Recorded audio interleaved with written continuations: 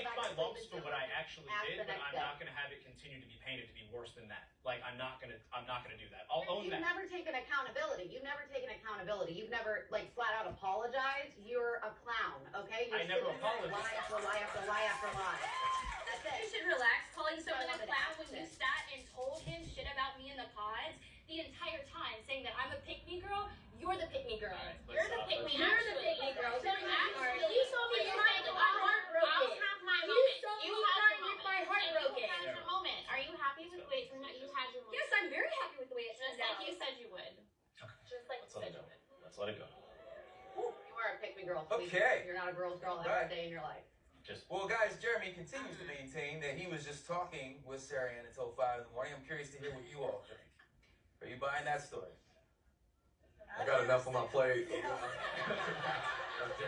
So you're just trying to stay out of the way? Wait, Chelsea, you had something. I fell in love with who Jeremy is as a person, and we've had a strong connection since the very beginning of Her this face? experiment, okay? Her And face? Her face? I don't His think face? for a second that anything between us is fake. To throw out there so casually, this is entertainment. We didn't miss with this one, baby. That's where the disconnect is happening. The reason I put the video up is I'm experiencing a ton of hate on the internet. And Her I'm face? just a His character, you know face? what I mean? They're There's killing never me. an interview of me This talking about how I reunion feel was about this man at all. so good. And that's unfortunate So because good, there's a and lot of it's not heartfelt even halfway conversations through. around Do you think you would ever date him again?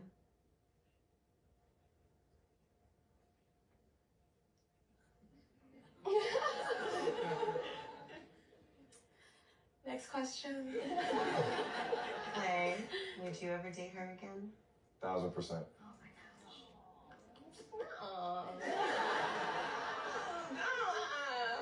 Because you had your chance. I did. You had your chance. I was wide. Like, there's nothing that I wouldn't have given you. And there's nothing I wouldn't have done for you. Mhm. And I feel like, low-key, respectfully, you played in my fucking face. Mhm. You played in my face, Clay, because you knew you didn't want to get married. That's not true. Then why are we not married? You know, when it was happening, I wanted to say yes. I saw you walk across on the altar, and I was like, this is my wife. As it was going on, I'm looking at you, I'm just like, I don't know if I could show up for you every single day. It's just, I'm sure people who experience this, that's been through the experiment, you know, days are like weeks. Moments in that time at the altar, when she walked down the altar, I swear it was like 3 days. I'm just going back and forth of like watching her. She's so beautiful. Clay, you know who you are. But AD, it's a lot of things that you're battling with. And for me, Nick, I would say that I didn't put the work in to understand love before I got in the process. And I believe I almost was getting diagnosed on camera as like this red flag or this guy who has, you know, dad issues and something like that. But I received it. You know, at the end of the day, I didn't do the process right.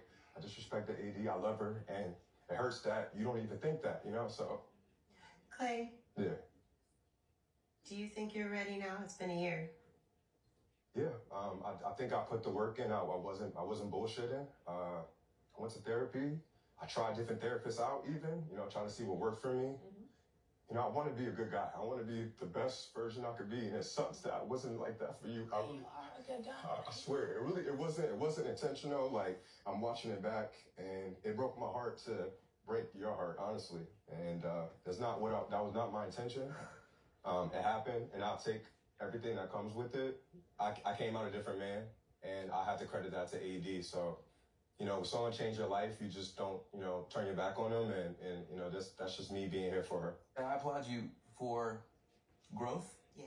I applaud you as a man for being willing to say, I need to take a look at myself, and I need therapy. I want to seek that out. I want to be a better person for myself and for others. And that takes a lot of courage to, A, one, do, and B, to say on national television. So I applaud you for that, man, really.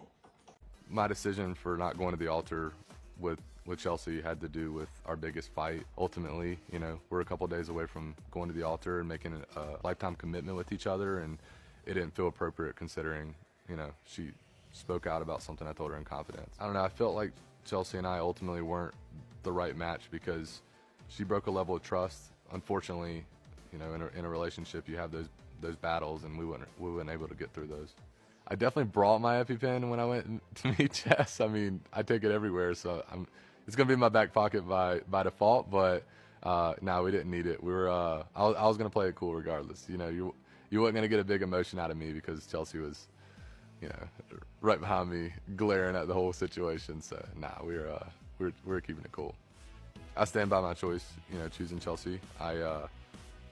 You know, even to this day, I got an incredible friend out of it. At least, you know, it didn't end the way we wanted it to. But at the time, I thought her conflict resolution might have been more aligned with what I wanted in the future. And so, yeah, if I would have relived that moment, I would have 100% chose her again. Yeah, looking back at our fights, there was 1,000 things I wish I would have reworded, but ultimately, I was speaking my truth. I was getting my point across. When something was on my mind, I spoke up about it, and I think it's important to tell your person that, regardless if it hurts them or if it helps them. So I stand strong to a lot of the things I said, but I could have reworded it a lot better. I do believe love is blind. I think there was a big opportunity and a big window for Chelsea and I to really work. I think if a couple things weren't put out there, we would have had a solid relationship. We have a solid friendship even to this day. You know, ultimately, I want to have ultimate trust with that person, and I get why she brought it up, but like, come on, we built a relationship off of nothing but talking through the pods, and like, I was the happiest person ever. Although it may not seem that way, but we had a great relationship, and you know, that came from building a strong emotional connection before we even saw each other. You know, being in the spotlight, there's a lot of heat that comes your way. You know, you really get to find out who you are as a person when you're tested to this degree. I get a little worked up at times, but I've learned to sort of embrace the moment and not be scared. I think there was a lot of moments where I was very nervous to be on camera, so it took a lot for me to put myself out there, but I'm very thankful I did. What did your friend think about Chelsea sharing your little secret with the world?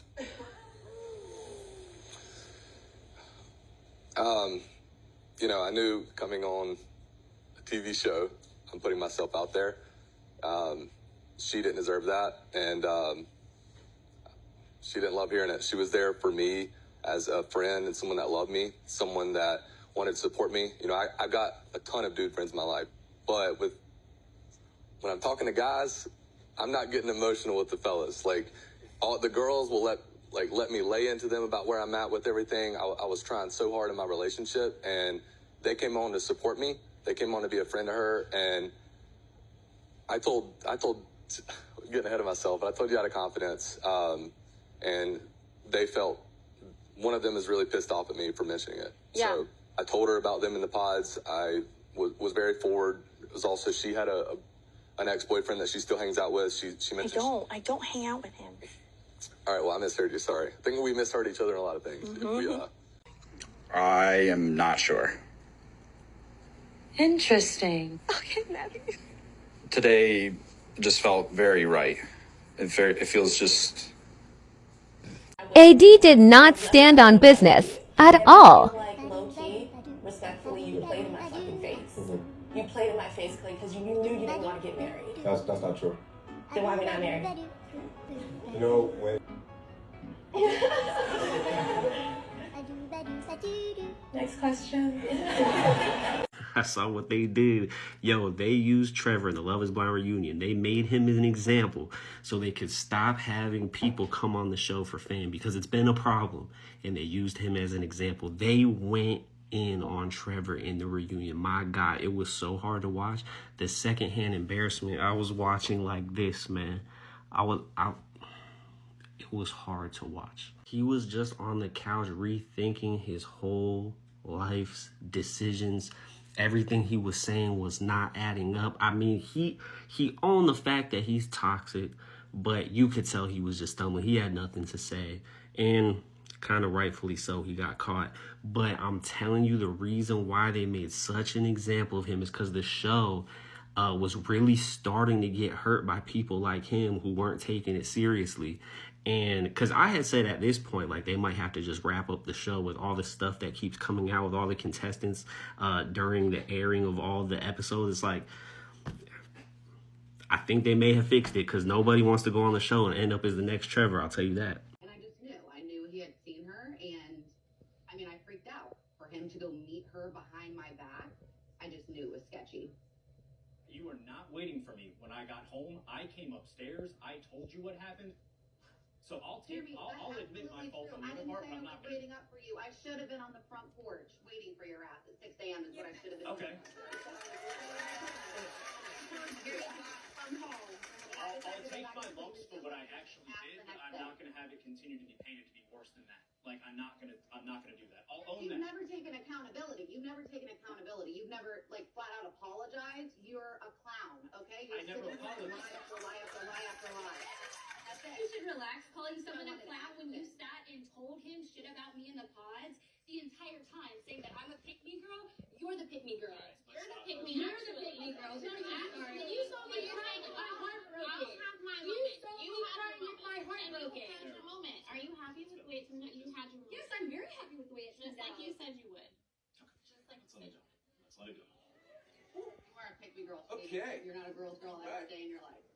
Well, guys, Jeremy continues to maintain that he was just talking with Sarah Ann until 5 in the morning. I'm curious to hear what you all think.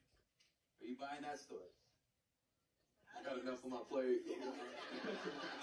Jeremy. So you're just trying to stay out of the way? We're just saying. I mean, I've never stayed up till 5 a.m. just chatting. Well, you guys saw me staying up getting walked out on by Matt. Is it that shocking that I was talking till 5 in the morning? Everybody knows I can talk. It's not that shocking. Sarah I was Ann, never invited into my house. Sarah Ann, did y'all kiss? No, absolutely not. No. Okay. So, Laura, what do you think hearing all this? They continue to maintain they just talked till 5 a.m. What are your thoughts on it? I don't care what they did till 5 a.m. I think they're both disgusting. Disgusting. When do you think you started to question if Jeremy was really the one for you? Just curious if any of you have seen Jeremy in the subsequent time Since the show. since the show. Oh, yeah. Okay. Every time I see them, they're broken up. Yeah. You said they're broken. They're broken up every time I see them. So when have you seen them? There's more. Okay, let's. I've seen her one time. I've seen you one time. I've seen you twice. And I I- asked if you were still with Sarah Ann, and you said no. When okay, we have gone through real life relationship stuff since we have been together. Have we had our ons and offs? Yes, we've had our ons and offs. We've had our ups and downs. We've had times where we've contemplated separating from each other. We've had times where we've had to make up in order to make that happen.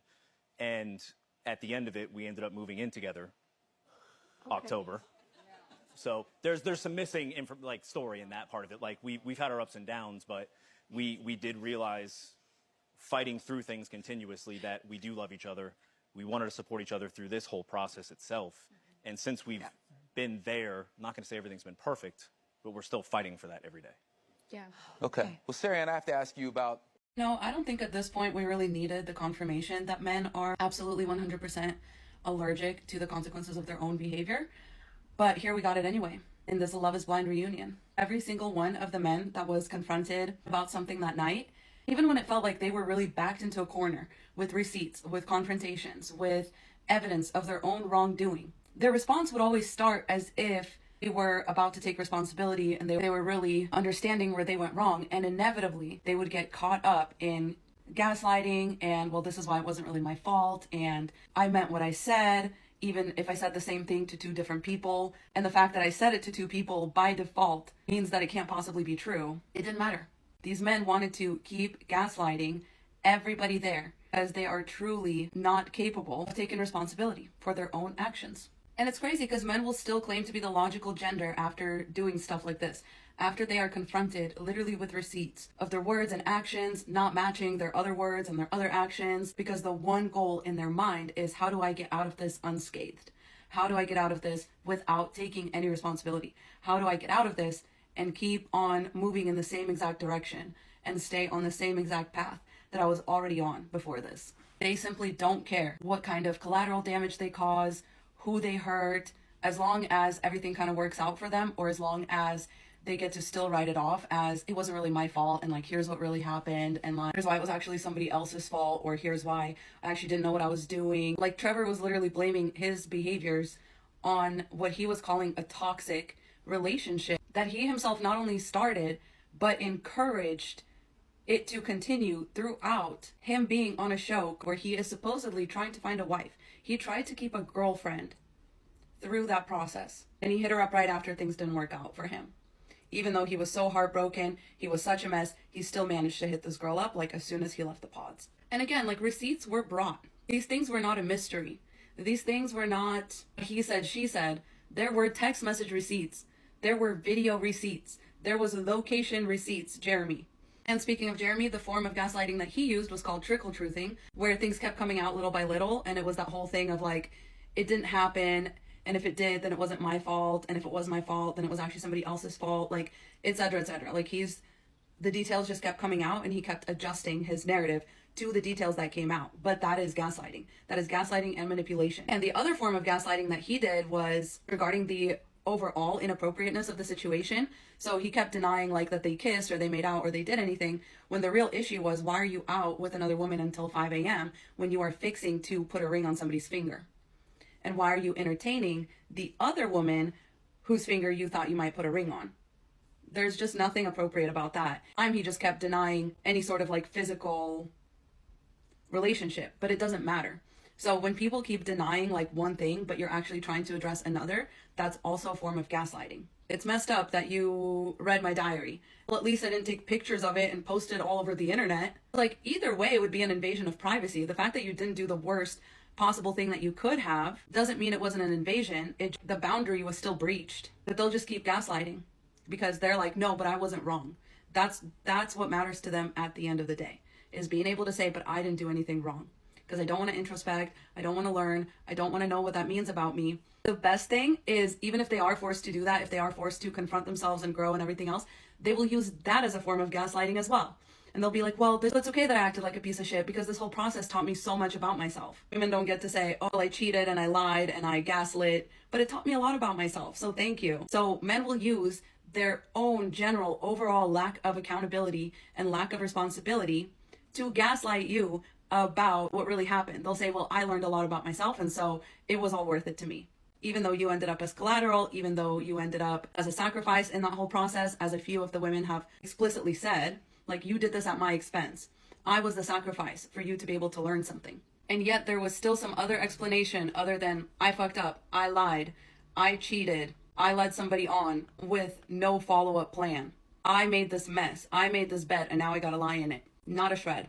This man said, can I leave? When things did not, go his way, when all of his pity parties didn't work, when all of his like toxic accusations didn't work, he just said, can I leave? What they'll do, they'll just leave. As soon as they're confronted with the consequences of their own actions and there's no way out, they will just like chew their way out of the cage or the fence or whatever and just run away anyway. Like they're so cowardly, like to that point. I've just loved seeing these men figure out that they are not the prize, especially to some of the more like successful and accomplished women on the show. They're not a prize. These women are not willing to fight for them and all of their cheating and lying and gaslighting just to be in their company. Women don't want struggle love anymore. They don't care for it. They just want something cut and dry and straightforward. They actually want the thing that men claim they want. Men are like, I don't want drama in my relationships. It's always a roller coaster. Why are you doing this to women? You do. You love drama.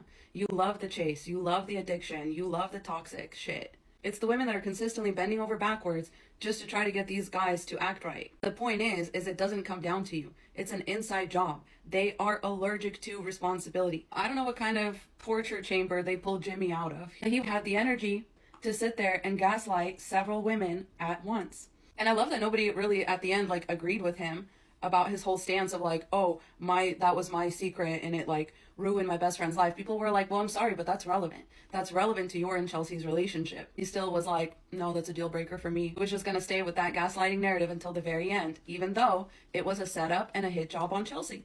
It was. He wanted to sit there and gaslight Jessica that 2.5 fucking hours was actually 10 minutes.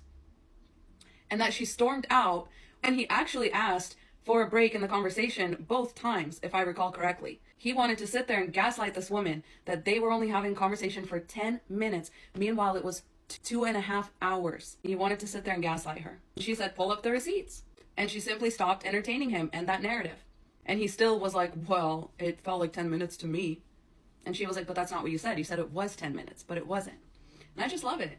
I love that the women are like, no, you were wrong, and I don't care. Bye. Like, that made me so happy to see that kind of energy. We got another gaslighter over here, and I'm really glad that AD set the record straight. I'm really holding out hope that she does not entertain his romantic gaslighting and that she doesn't go back to him, only time will tell. But I just love that he kept trying to gaslight her that he was ready to get married. And then she just asked him, well, why are we married right now? Why aren't we married then? And he had nothing to say. And again, this was just his attempt to offload what happened onto AD. It was to deflect the consequences of his own actions. It was to deflect the fact that he did not go on the show with the right mindset. But he still wanted to say, no, I did actually. Why didn't you get married? Absolutely nothing to say. And I talked about some of these guys' dads, and you see exactly where they get it from. They ask, Clay later on in the show, like, did your dad ever apologize to you the way that your mom told him that he should? And Clay was like, well, we have a great relationship when it comes to banter. But no, nothing deep like that. He would never apologize to me. These men's own fathers will gaslight them too. And that's where they learn this. They learn that this is part of being a man. Because this is one thing you really don't see women being allowed to get away with. Before anyone mentions Sarah Ann, the reason that she also avoided responsibility and would not take any accountability for her own actions is because she is an actual narcissist. Problem is a lot of men are taught narcissistic traits by default. Whenever you see a woman just like blatantly not taking responsibility and like not making everyone in her life comfortable and like not caring how many enemies she makes on her way, like that's typically a narcissist woman. Ask me how I know? I grew up with one, so I know what it looks like in women. But in men, it's kind of the default factory setting, like this inherent narcissism, this inherent entitlement, which brings me to my next point. They always want to have a backup. But I'm going to make a separate video on that. Check out my Love is Blind playlist to find that video.